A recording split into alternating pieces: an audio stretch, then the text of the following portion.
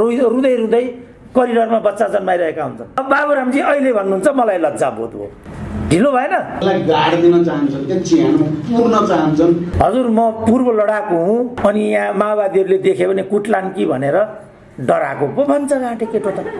कस्तो पूर्व माओवादी लडाकु रहेछ अनि किन त्यस्तो डर हुन्छ तिमीहरूलाई? रविन्द्र श्रेष्ठ भनेको त प्रचण्डसँग टक्कर लिने नेता पो हो त। हेर त आज कहाँ पुगे रविन्द्र श्रेष्ठ। यो नियत हो कि नियति हो त? केपीजीले फुटको बाटो रोज्नु भयो, विघटन र विसर्जनको बाटो रोज्नु भयो। मलाई नै दरबारिया भन्छन् लुवागेहरू। यस्तो पनि दरबारिया हुन्छ? आज हाम्रो त रोदनै कस्तो छ। सबभन्दा ठुलो ठगी यहाँ छ। कार नचढ्ने माओवादी भन्ने त नेतै छैन अरे जिल्लामा। यो कुन समाजवाद हो? कुन जनयुद्ध हो? यो कुन जनयुद्ध लड्दा यति गरिन्छ? पुराका पुरा ठगी हो यो। त्यति पनि म थाहा पाउँदिनँ होला। यत्रो सामन्तीको छोरो कन्ठै लाग्छ नि मलाई। मैले नपाएर भनिदिन्छन् तल। बुझेका मान्छे कम्ती हुन्छन् र बुझ्नेहरू नेपालमा। म बाहेक त जम्मै बुझ्ने नेपालमा। म बाहेक त जम्मै क्रान्तिकारी। मलाई मौका उहाँले उपलब्ध गराउनु हो, किनभने यो मौका पनि यहाँ त आफ्नो आफ्नोलाई दिने चलन छ। अघि हाम्रो युवा नेताले मिडियाको कुरा पनि गर्नुभयो। मिडियामा पनि उनीहरूले नचाहेको त आर्टिकलै प्रकाशित हुँदैन।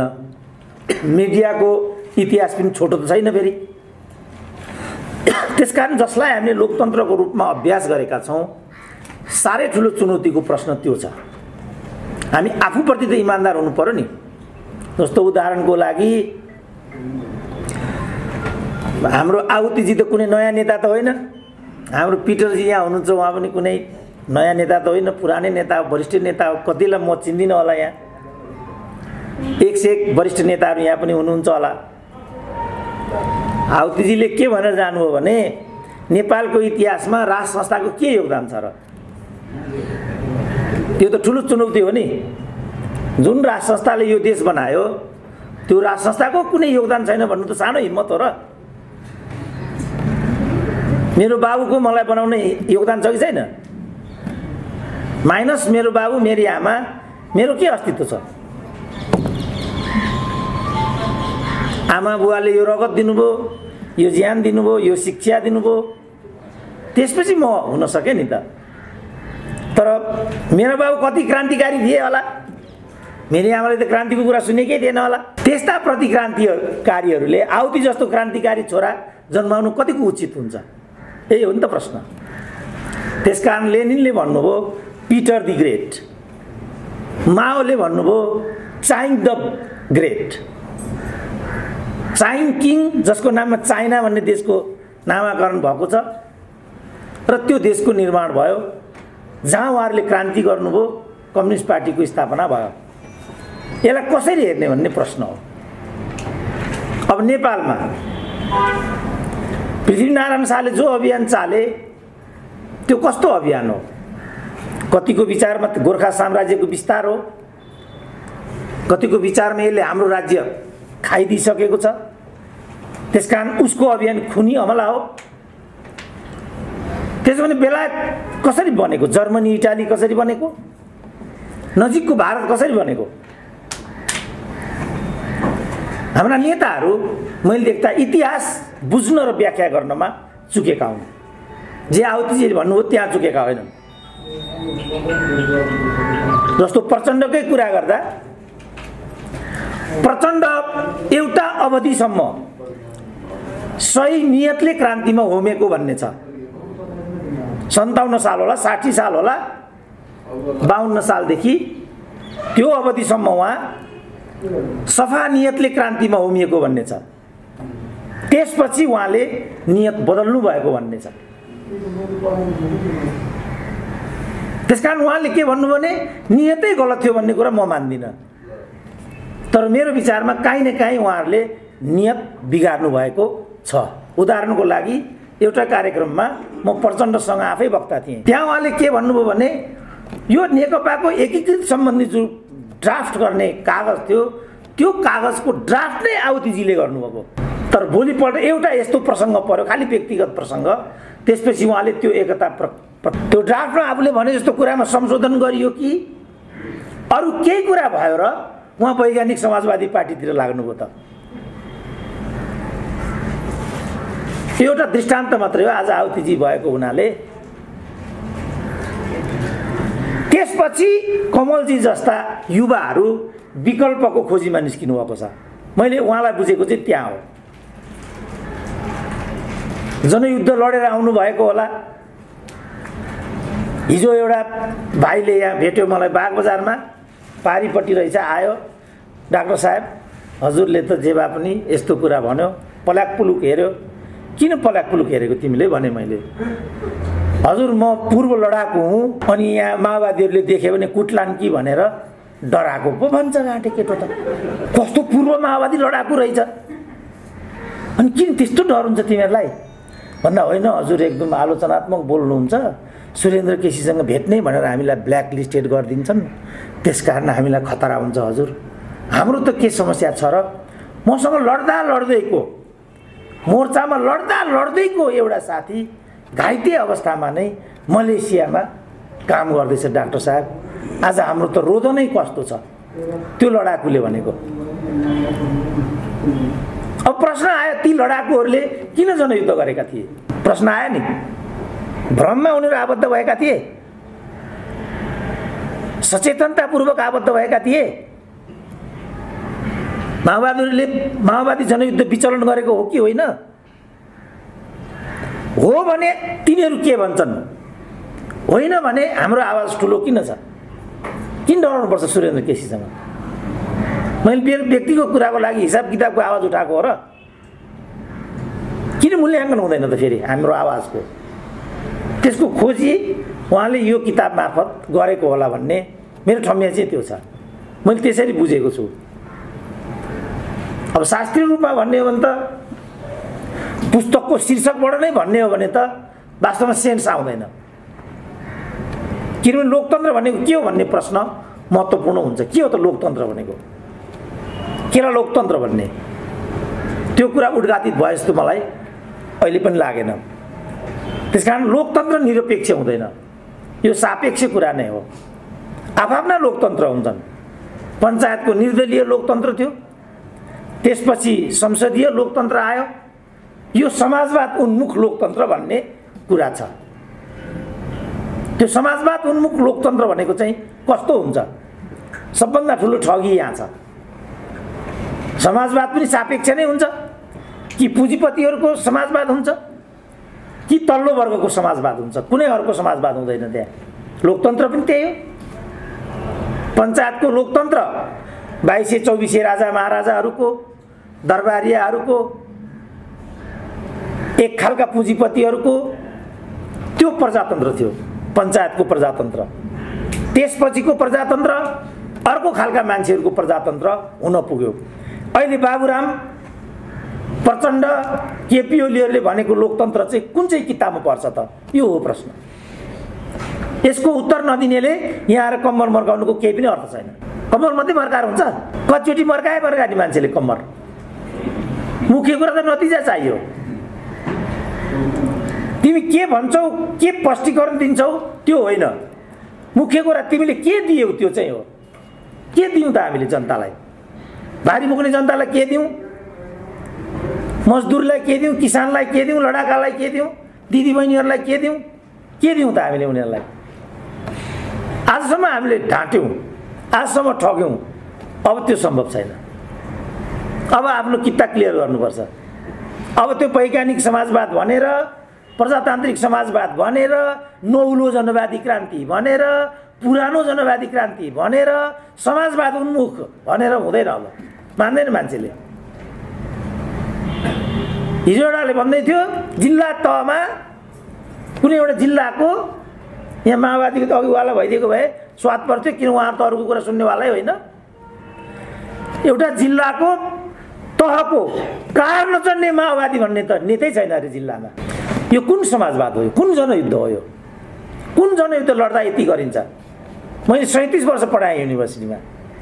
37 वर्ष। खातामा गएर हेर्दाखेरि टोटल मेरो जम्मा भएको रहेछ 7 लाख।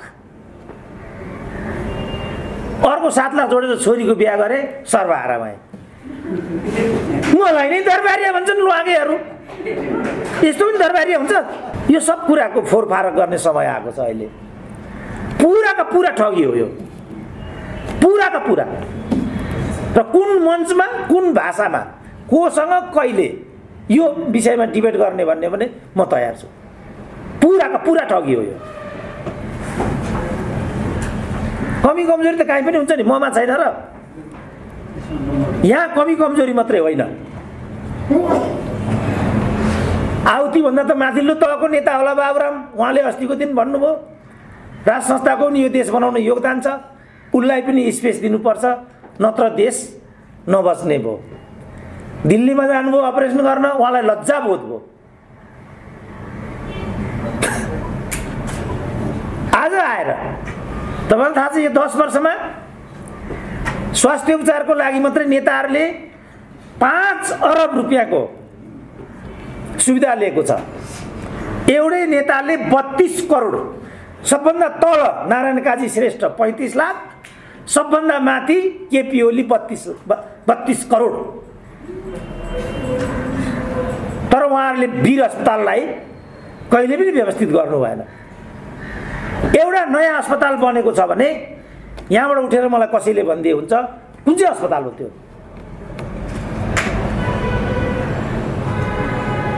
अनि यो के हो त? यो यस्तै हुन्छ लोकतन्त्र?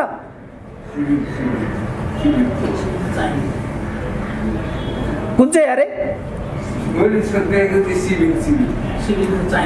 सिभिल हस्पिटल, मास्तिरको कन्फरेन्स हल, मास्तिर कन्फरेन्स हल,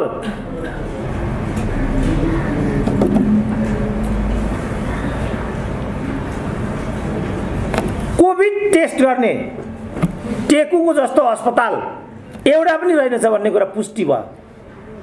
3टा भेन्टिलेटर भन्ने कुरा पनि पुष्टि भयो।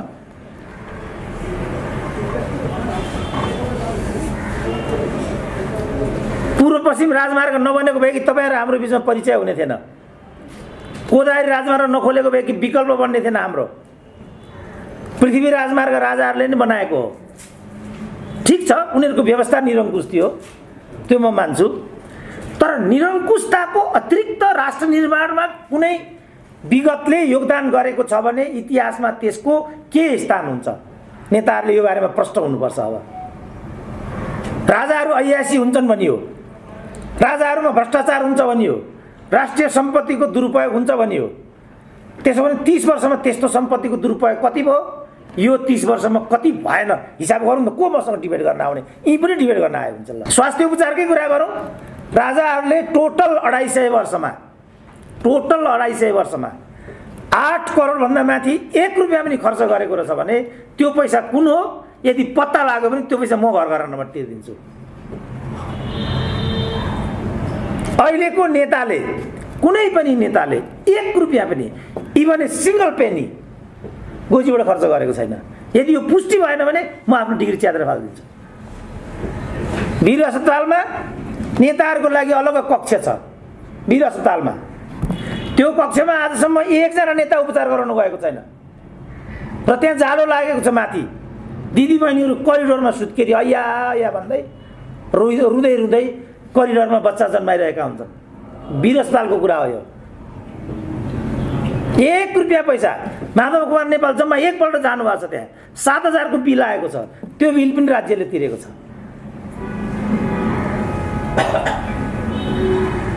अब बाबुरामजी अहिले भन्नुहुन्छ मलाई लज्जा बोध हो। ढिलो भएन?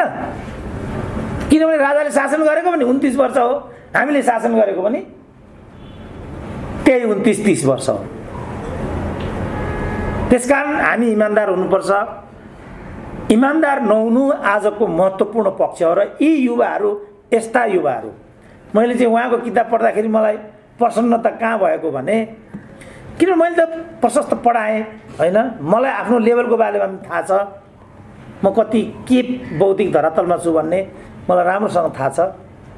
हामी कहाँ मेहनतको पनि बानी कम छ र विश्वविद्यालयको स्तर पनि खस्केको छ। त्यसको सापेक्षतामा उहाँको त्यो किताब पढ्दा मलाई प्रसन्नता भयो, किनभने त्यसमा ठुलो प्रयास छ। अब कन्सप्रस त कुनै पनि कुरामा हुन्छ। जस्तो उहाँले भन्नुभएको छ, यो सम्पूर्ण कुराको असफलताको जड चाहिँ पुँजीवाद हो, यो भन्नुभएको छ उहाँले। नव उदारवाद, नव पुँजीवाददेखि कोभिडसम्म आउँदाखेरि यो कोभिड पनि पुँजीवादकै भनेर ठोकिदिनु भएको छ उहाँले। अब हामी प्रश्न हुनुपर्छ यो कोभिड भन्ने वस्तु आएको कसरी? वुहानमा अमेरिकी सेनाहरू तालिममा आएका थिए, त्यही बेला यो त्यहाँ छुटेको भन्ने एउटा तर्क छ। वुहानमा एउटा एक्सपेरिमेन्ट हुँदै थियो, त्यो एक्सपेरिमेन्टको क्रममा फुत्केको मानव निर्मित तन्तु नै कोभिड हो भन्ने पनि छ। कसैले एउटा पंक्षीबाट यो मान्छेमा सर्यो अनि विश्वव्यापी भयो पनि भनेका छन्। नेपालमा साइन्टिस्टहरू छैनन्, नेपालमा बौद्धिकहरू छैनन्, एकजना बोल्नु पर्दैन यसलाई लिएर? त्यहाँ चाहिँ लज्जाबोध हुन्छ मलाई। रोनास्ट छ त्यत्रो। रोनास्टमा एउटा केमिस्ट हुनुहुन्थ्यो, विज्ञ, संयोगले उहाँ डाक्टर बाबुराम भट्टराईको जेठी सासू हुनुहुन्थ्यो, उहाँलाई नै ल्याएर उहाँले लोकसेवा आयोगको अध्यक्ष बनाइदिनु भयो। रोनास्ट बुङ्गो भयो। राइट म्यान राइट प्लेस चाहिन्छ मैले भनेको यहाँ थियो नि त।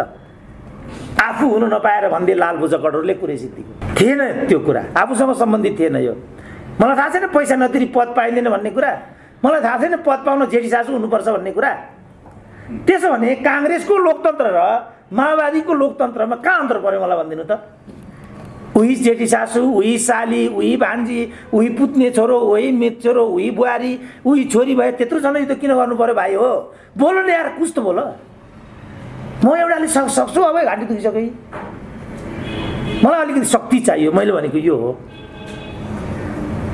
जो हाम्रो साझा विवेकशील पार्टीको युवा नेता हुनुहुन्छ, उहाँहरूलाई त अझ गहिरो गरी म भन्न चाहन्छु, कि सामर्थ्य मलाई दिनुहोस्, कि सामर्थ्य तपाईँहरू लिनुहोस्। यति शक्तिले हुँदैन। हाम्रो समाज धेरै पछाडि परिसक्यो। यो किताबमा जे भए पनि नभए पनि त्यसको खोजी होला भन्ने मेरो आफ्नो बुझाइ त्यो छ। र उहाँले जुन किसिमको एउटा ल्यागत त्यहाँ देखाउन खोज्नु भएको छ, मेरो कोणबाट त प्रशंसनीय छ। किनभने मैले अघि भने म विद्यार्थी पढाइराखेको छु, युनिभर्सिटीका ठुल्ठुला प्रोफेसरहरू म देख्छु। कैयौँ मान्छेमा कस्तो भ्रम छ भने सुरेन्द्र केसी नै ठुलो प्रोफेसर हो भन्ने छ कैयौँमा। म जति गए गुज्रेको प्रोफेसर त मैले टिभीमा देखेकै छैन, तर म जतिको पनि त्यहाँ अरू भइदिएन भन्ने मात्रै विषय हो। एउटा प्रश्न सोध्न पाइन्छ? किन पाइँदैन? म त साझा किताब हो नि। हजुरले चाहिँ किन एउटा पार्टी नखोलेको? अब मैले चाहिँ यसरी नै देशको सेवा गरेर पुर्याउँछु कि भन्ने हो क्या? एउटा जिज्ञासा, राम्रो मान्छेले पार्टी खोल्दा जनताले सुख पाउँथे कि? होइन बाबु, समाज राम्रो छैन नि त। उसलाई गोजीमा खर्च हालिदिनुपर्छ, उसलाई पद नदिकन हुँदैन। जबसम्म समाज त्यस्तो हुँदैन तबसम्म मेरो पार्टी खोलाएको सार्थकता हुँदैन र म त्यस्तो समाजको निर्माणमा निस्किएको छोरो पो हुँ त बाबु। मान्छेले ठानेको होला, यिनीहरूले त ठानेको छ सुरेन्द्र केसी राजदूत हो। राजदूत कत्रो पद हुन्छ मलाई थाहा छैन, राजदूत कसरी पाइन्छ मलाई थाहा छैन। भर्खरै प्रदेश नम्बर 2 मा एकजना मुख्य भए, कसरी ती मुख्य भए भन्ने कुरो मलाई थाहा छैन। तिलक परियार त राष्ट्रपति बनाइदिए पनि हुने मान्छे हो नि, उनलाई कसरी बेआब्रु त्यहाँबाट बेदखल गरे भन्ने कुरा मलाई थाहा छैन। त्यति पनि म थाहा पाउँदिनँ होला। यत्रो सामन्तीको छोरो कन्ठै थाहा छ नि मलाई। म त यस्ता मान्छेको कसरी झगडा गर्न सकिन्छ, कसरी सामाजिक प्रतिष्ठा निर्माण गर्न सकिन्छ त्यसको खोजीमा पो निस्किराखेको छु त म त। त्यो समाज निर्माण गर्ने सपना हो मेरो। एउटा पद हो भनेदेखि त म पनि एउटालाई समात्थेँ। मणि थापा मन्त्री भइसके गाँठे यो देशमा। किनभने आजभन्दा 12 वर्ष अगाडि रविन्द्र श्रेष्ठ मन्त्री भइदिए। रविन्द्र श्रेष्ठ भनेको त प्रचण्डसँग टक्कर लिने नेता पो हो त। हेर त आज कहाँ पुगे रविन्द्र श्रेष्ठ। यो नियत हो कि नियति हो त? युवाहरूलाई मैले आह्वान गरेको यहाँ हो, एकैचोटि मान्छेलाई टाउगामा पुर्याइदियो भने हो यस्तो स्थिति उत्पन्न हुन्छ। क्रमशः युवाहरू अगाडि आउनुपर्छ, क्रमशः वार्ड अध्यक्ष हुनुपर्छ, मेयर हुनुपर्छ, एमपी हुनुपर्छ, डिप्युटी स्पिकर हुनुपर्छ, स्टेट मिनिस्टर हुनुपर्छ। अनि स्पिकर भएपछि प्रधानमन्त्रीको लागि, पार्टीमा नेतृत्व गर्नको लागि पञ्चायतले यसरी व्यक्तित्वहरूको निर्माण गर्थ्यो। अब अहिले त यहाँ लोग्नेलाई चित्त बुझाउन स्वास्नीलाई स्पिकर, नेतालाई चित्त बुझाउन अर्कोलाई यो भन्यो भने नपाएर भनिदिन्छन् तल। बुझेका मान्छे कम्ती हुन्छन् र बुझ्नेहरू नेपालमा। म बाहेक त जम्मै बुझ्ने नेपालमा, म बाहेक त जम्मै क्रान्तिकारी। मेरो विचारमा मैले जति ठुलो क्रान्तिकारी अभियान यो देशमा अरू कसैले गरेकै छैन, किनभने समाज रूपान्तरण सबभन्दा ठुलो क्रान्ति हो जो अहिलेसम्म भएन यो देशमा। जत्रै माओवादी युद्ध लड्नुहोस् न तपाईँ, समाज बदलेको छैन। समाज बदल्नु पर्छ। समाज बदल्ने प्रक्रियाको एउटा अङ्ग भनेको बौद्धिकता हो र यो किताब त्यो ठाउँमा उभिन आएकोमा मलाई प्रसन्नता भएको छ, किनभने सूचना दिन्छ यसले, एउटा अभ्यास अगाडि लिएर आउँछ यसले। मेरो बौद्धिक परिवारमा यो प्रक्रिया जोडिन आएकोमा स्वभावतः मलाई प्रसन्नता भएको छ। तर नेताहरूलाई चित्त बुझेको छैन, किनभने यसमा नौलो जनवादी क्रान्ति परेन, मार्क्सवाद पनि परेन नि। नेतालाई त कस्तो रद्दी लाग्यो यो किताब। नेतालाई त एकैचोटि अब हामी तुरुन्त अर्को जनसेना गठन गर्छौँ र प्रतिक्रियावादीको टाउकोमा घातक हमला गर्छौँ भनिदिनुपर्छ, अनि मात्रै ताली बज्छ। नभए कहाँ ताली बज्छ, बज्दैन। मेरो विचारमा यो मोडल पुरानो भयो। अब हामीले मोडल बदल्नुपर्छ। कस्तो मोडल, त्यसको एउटा प्रयास यो किताब हो भन्ने मेरो आफ्नो बुझाइ चाहिँ त्यो छ। त्यसकारण यसले जो एउटा तरङ्ग पैदा गर्ला भोलि बौद्धिक बजारमा, कन्स प्रस, राम्रो नराम्रो जे होला जस्तो होला, त्यसमा सहभागी हुन सकिन्छ। छलफल विचार आदान प्रदानहरू हुने नै छन्। अहिलेलाई भने यो एउटा बौद्धिक बजारको प्रवेशाङ्क हो। म लेखकको फेरि सफलताको कामना गरेर मेरो विचार सुनिदिनु भएको छ, किनभने अन्तिम वक्ताको विचार सुन्न धेरै गाह्रो हुन्छ नेपालमा, किनभने त्यति बेलासम्म टाउको खुट्टा कान टट्टाइसकेको हुन्छ। त्यसको अतिरिक्त मलाई चाहिँ सुन्ने तपाईँहरूले एउटा कष्ट बेहोरी दिनुभयो, त्यसको लागि सबैलाई फेरि एकपल्ट धन्यवाद दिएर म आफ्नो भनाइलाई टुङ्ग्याउन चाहन्छु। गाउँ त हामीले नियन्त्रण गरेका थियौँ एउटा अवधिमा, त त्यहाँ सरकार बनाउनु पर्यो। हामी सबैलाई गर्व गर्थ्यौँ एउटा दलितलाई सरकार प्रमुखको रूपमा उभ्याउँदा र उसले त्यहाँ बसेर समाजले, पुरानो समाजले त्यत्रो अत्याचार गरेको समुदाय आज बडो गर्वको साथ बोकेर जनसरकार प्रमुख भनेर भाषण गर्दा हामी गौरवको अनुभूति गर्थ्यौँ। एउटा अपहेलित जनजातिको सबभन्दा तल परेको वर्गको प्रतिनिधि चाहिँ अगाडि बढेर फैसलाहरू सुनाउँदा हामीले गर्व गर्थ्यौँ। तपाईँ हामी हेऱ्यो भने समाजको पुरानो सामन्ती परम्पराका डोरीहरू चाहिँ एकपछि अर्को चुनिँदै गए। तपाईँ अन्तर्जातीय विवाह सगर्व, बडो गर्वको साथ यति धेरै अगाडि आए र त्यो पर्वको रूपमा, उत्सवको रूपमा अगाडि बढ्दै गयो र धेरै चिजहरू भयो। तर अहिले हामीले अघि योगेशजीले भनेको अर्को के कुरा सत्य हो भने फेरि आजको अन्तर्राष्ट्रिय परिस्थिति र राष्ट्रिय परिस्थितिमा जनयुद्धलाई निरन्तरता दिएर निर्णायक विजयसम्म पुर्याउन सम्भव थिएन। केही वर्ष अरू टिकाउन सकिन्थ्यो होला, तर अझ ठुलो क्षतिसहित हाम्रो नियति पनि पेरुको जस्तो, फिलिपिन्सको जस्तो, मलयाको जस्तो, अरू टर्कीको जस्तो हुने नै खतरा मैले देखेँ। अब योभन्दा अगाडि चाहिँ हामी लडाइँ त्यही माध्यमबाट भन्यो भने, किनभने राजनीति र युद्धको रणनीति र राजनीतिक रणनीतिको बिचमा सन्तुलन मिलाएर यो अगाडि बढेको थियो। र चुनमाङ बैठक जो चाहिँ भूमिगत रूपमा गरिएको केन्द्रीय समितिको हाम्रो त्यति बेलाको अन्तिम बैठक थियो, त्यो बैठकमा मैले परिस्थितिको आकलन गर्दा यो उपयुक्त समय छ शान्तिमा, युद्धलाई शान्तिमा रूपान्तरण गर्ने, शान्तिलाई गणतन्त्रमा रूपान्तरण गर्ने र गणतन्त्रलाई समाजवादतिरको यात्रामा रूपान्तरण गर्ने यो अवसर हो। तपाईहरुलाई सायद सबैलाई सम्झना होला, मैले त्यो बैठक सकेर लगत्तै म चाहिँ तत्कालीन नेकपा एमालेका महासचिव कमरेड माधव कुमार नेपालसँग र नेपाली कांग्रेसका सभापति गिरिजा प्रसाद कोइरालासँग चाहिँ राजनीतिक वार्तामा पुगे।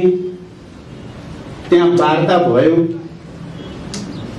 तर त्यो वार्ता त्यस्तो बेला भयो जति बेला मैले जाँदै गर्दा बाटामा नै उहाँहरूलाई भेट्न जाँदै गर्दा बाटोमा नै मैले एकलौटी युद्धविराम 3 महिने युद्धविराम गरिदिएर मात्रै वार्ता सम्भव भयो। त्यसले धेरैतिर एकैचोटि हानेको छ। त्यो 3 महिने युद्धविरामले राजतन्त्रलाई नराम्रोसँग रक्षात्मक पोजिसनमा धकेलिदियो। राजनीतिक दलसँग हाम्रो सहकार्यलाई एकदम घनीभूत हुने वातावरण बनाइदियो। 12 बुँदे समझदारी त्यति नै बेला 3 महिने युद्धविराम भित्रै भयो र त्यो अगाडि बढ्दै आएर यहाँसम्म आइपुग्यो। यहाँसम्म आएको बारेमा भन्न परेन, यहाँसम्म आइपुग्यो। मैले अस्ति फागुन 1 गते 2 ठाउँमा एउटा कुरा अलि बढी जोड दिएर भन्न खोजेँ। मानिसहरूले चाहिँ एक थरी मान्छेहरूले क्रान्तिमा, युद्धमा, क्रान्तिकारी युद्धहरूमा भएका त्याग र बलिदानलाई स्थापित गर्न चाहँदैनन्, त्यसलाई महत्त्व दिन चाहँदैनन्, त्यसलाई गाड दिन चाहन्छन्, त्यो चिहान पुर्न चाहन्छन्। त्यसको धेरै चर्चा नगरौँ भनेर त्यसको चर्चा गर्न रमाइलो मान्दैन। मासले भनेको कुरा मैले भनेको थिएँ, तर अर्को पिँढी आइपुग्छ, फेरि अर्का जिउँदा मान्छे आइपुग्छन्, चिहानबाट ती सब लासहरू, कङ्कालहरू खोतल्छन्। ती कङ्कालहरू बोकेर चाहिँ युद्ध मैदानमा या आन्दोलनमा उनीहरू अगाडि जान्छन् र ती शहीदहरू चाहिँ कहिले नि मर्दैन। ती त झन् जीवित मान्छेहरूलाई प्रेरणा दिने त्यस्तो ऊर्जा बन्छन् भनेर मार्क्सले भन्नुभएको थियो। मैले भने मैले त्यति बेला त्यो पढ्दै गर्दाखेरि नेपालको इतिहासमा पनि चाहे लखन थापा विद्रोहको बेला लखन थापा मारिएको बारेमा लखन थापालाई स्थापित गर्ने कुरा होस् या भीमदत्त पन्त जस्ता वीर योद्धाहरूलाई फेरि खोतलेर ल्याउने कुरा होस् या जुम्लामा गएर मारिएका 8 साल 9 साल माथि क्रान्तिकारी योद्धा कामी बुढा जस्ता गुमनाम भएका चाहिँ शहीदहरूलाई फेरि चिहानबाट झिकेर चाहिँ हामी जीवित मान्छेहरूको निम्ति ऊर्जा र उत्प्रेरणा हुने गराउने काम होस्, यो सबै गरियो र नै जनयुद्ध मान्छेहरूले चाहिँ केही महिनाको खेल होला, यो चाहिँ रोमाञ्चकारी केही पेटी बुर्जुवा हो भन्ठान्थे, त्यस्तो भएन। यो विचारद्वारा, भावनाद्वारा, संवेदनाद्वारा संश्लेषित थियो, त्यसकारण सिद्धिएन। हामी सधैँ भन्थ्यौँ, म अहिले पनि के भन्न चाहन्छु भने मतलब युद्ध र राजनीतिको बारेमा, युद्ध भनेको हतियारबन्द राजनीति हो, रक्तपात पूर्ण राजनीति हो। राजनीति भनेको रक्तपातहीन युद्ध हो भनेर माओ सेतुङले युद्ध र राजनीतिको परिभाषा गर्नुभएको थियो। युद्ध रक्तपात पूर्ण राजनीति हो, राजनीति रक्तपात पूर्ण युद्ध हो। बडो साइन्टिफिक छ, डायलेक्टिकल छ र यो सत्य पनि हो। हामी युद्ध मात्रै गरेको भए हामी यहाँ हुन्थेनौँ। अहिले हामीले राजनीति नै गरेका थियौँ। हाम्रो वर्गलाई माथि लिएर आउने, वर्गलाई जागृत गर्ने, सङ्गठित गर्ने र उनलाई शक्तिको रूपमा पैदा गर्ने राजनीति नै थियो। त्यसकारण हामी यहाँ छौँ। आज हामी यो पुस्तक विमोचन त्यस्तो बेलामा हुँदैछ जति बेला हामी प्रतिगमनका विरुद्ध युद्धमा छौँ। तर यो युद्ध रक्तपात पूर्ण छैन, रक्तपातहीन युद्ध। विचार गर्नु होला कमरेडहरू, साँच्चै हामी अहिले फेरि एकचोटि जनयुद्धले र जनआन्दोलनले स्थापित गरेका मूल्य मान्यताहरू प्राप्त गरेका उपलब्धिहरूलाई अपहरण गर्ने अपहरणकारीहरूका विरुद्ध एउटा नयाँ प्रकारको युद्धमै छौँ। तर त्यो रक्तपातपूर्ण र हिंसात्मक छैन, हो चाहिँ युद्ध नै। अस्ति पौष 5 गतेदेखि आज हामी 11 गते फागुनसम्म हामी त्यो नयाँ प्रकारको युद्ध लडिरहेका छौँ। देशव्यापी युद्ध चलिरहेका छ। तपाईँ हामी सबै युद्धमै छौँ। अर्को पक्ष जसले यसलाई अपहरण गर्न खोजेको छ 70-71 वर्षका आन्दोलनका उपलब्धिहरूलाई, त्यो चाहिँ हतियारबन्द छ, हुन खोज्छ। उनले राज्यको शक्ति प्रयोग गरेर दबाउन बल गर्न खोज्दैछ उसले। हामी चाहिँ रक्तपातहीन युद्ध, शान्तिपूर्ण युद्ध, नयाँ प्रकारको युद्धमा छौँ। आज यो पुस्तक विमोचन गर्ने, शहीदका अब स्मरणहरू, संस्मरणहरू, चिठीहरू पढ्ने या त्यति बेलाका क्रान्तिकारी योद्धाका अनुभूतिहरू चाहिँ पर्नेको तात्पर्य हाम्रो चाहिँ यो अहिलेको चाहिँ शान्तिपूर्ण युद्ध, रक्तपातहीन युद्ध जित्न सङ्कल्पसँग सम्बन्धित छन् भन्ने मलाई लाग्छ। तपाईँ हामीले त्यो प्रेरणा लियौँ भने यो विमोचनको सार्थकता त्यसमा रहन्छ। अब यो युद्ध होइन जे त होला भने जस्तो गऱ्यौँ भने, किनभने हाम्रा हिजोका जनआन्दोलनका या जनयुद्धका उपलब्धि धाराशायी हुने खतरा पैदा हुन्छ। त्यसकारण मैले यो युद्ध र राजनीतिको परिभाषाबारे कमरेडहरूलाई राख्दै र यो जनयुद्धको हस्ताक्षर मार्फत हामीले ऊर्जा र उत्प्रेरणा लिने अहिलेको युद्ध हामीले जित्नु छ, अहिलेको ब्याटल जित्नको लागि प्रेरणा लिने, शक्ति प्राप्त गर्ने आधारको रूपमा यसलाई लिनुपर्छ भनेर म ठान्दछु। अब लडाईँ त विभिन्न ढङ्गले चलिराखेकै छ। मैले यसो भन्नुको तात्पर्य के चाहिँ होइन भने हाम्रो अदालतप्रति विश्वास छैन भन्न मैले खोजेकै छैन। मैले सबै सार्वजनिक सभामा भनेको छु, अदालतमा मुद्दा छ, अदालतले सही फैसला गर्छ भन्नेमा हामीलाई विश्वास छ। पार्टी धेरै दुःखले एकताबद्ध गरिएको हो, धेरै मेहनत गरिएको हो, हामी सबैको समर्थन र योगदान त्यसमा छ। यसलाई विभाजन गर्ने निकै ठुलो षड्यन्त्र र कसरत अहिले भइ नै राखेको छ, भइ नै सकेको छ। तर हामी जो छौँ यहाँ आधिकारिक र वैधानिक रूपमा पार्टी एकताको मर्म र भावनालाई त्यति बेला राजनीतिक प्रतिवेदन र विधान जसको आधारमा एकताबद्ध भएका थियौँ हामी त्यसको रक्षाको पक्षमा, त्यसको पक्षमा छौँ। हामी एउटा हामी सबैले बुझ्नुपर्ने कुरा, अहिले हामी बाँकी जो छौँ, अहिले योगेशजीले अलिकति कुरा राख्नुभयो, हामी जो छौँ हामी एकताको झन्डा हामीले उठाएका छौँ। केपीजीले फुटको बाटो रोज्नुभयो, विघटन र विसर्जनको बाटो रोज्नुभयो। उहाँले पार्टीलाई पनि फुट, विघटन र विसर्जनतिर लैजानुभयो र देशलाई पनि, संविधानलाई पनि, लोकतन्त्रलाई पनि विसर्जन र विघटन गर्ने बाटोतिर जानुभएको छ। मैले भनेको छु मुद्दा त उहाँले हारि नै सक्नुभयो, तर फेरि पनि व्यवहारिक रूपले चाहिँ त्यसलाई परास्त गर्नको लागि हामीले नयाँ प्रकारको यो युद्ध हामीले जित्नुपर्छ। हामी जनतामा त्यही सन्देश दिएका छौँ, जनता लडिराखेको छ। मलाई खुसी छ अहिले यो आन्दोलनमा या यो प्रतिगमन विरोधी चाहिँ अभियानमा मैले त्यसलाई शब्द शान्तिपूर्ण युद्ध भन्ने प्रयोग गरेँ। युद्ध चाहिँ युद्ध नै हो। दुईटा वर्गले दुईटा विचार र उद्देश्यको निम्ति आपसमा टक्राइराखेकै हो यो। त्यसकारण त्यो हामीले जित्नुपर्छ। त्यो सङ्कल्प हामीले गऱ्यौँ भने जनयुद्ध, जनआन्दोलनका शहीदहरूलाई सम्झिनुको सार्थकता, उनीहरूका भावना र संवेदनाप्रतिको हाम्रो समर्पण सम्मानको अर्थ रहन्छ भन्ने ठान्दै फेरि एकचोटि कमरेड तिलक राजलाई धन्यवाद भन्दै तपाईहरू सबैलाई पनि यो सङ्कल्पको निम्ति अपिल गर्दै बिदा हुन्छु। धन्यवाद।